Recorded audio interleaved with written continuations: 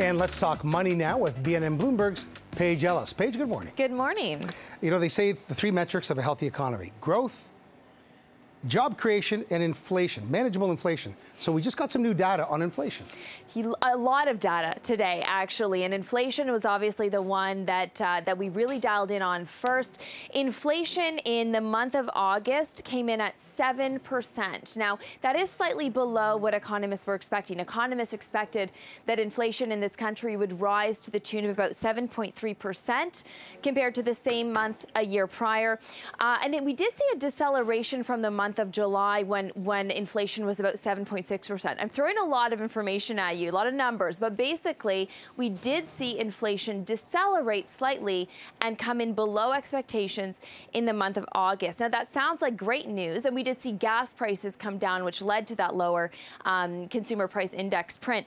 But there was this one item that just jumped off the page for all of us: grocery prices up nearly 11% in the month of August year over year. That's the highest number we've seen for groceries in 41 years, back to 1981. Wow. And I know that all of us are feeling this. You know, we go to the grocery store, our bill is bigger, we get less for the budgets that we have. But one of the concerns here is that, you know, the Bank of Canada has repeatedly said they don't want inflation to become entrenched because people expect it to keep happening. Right. But if we're constantly confronted at the grocery store with higher prices, Canadians might start to understandably think that inflation is here to stay.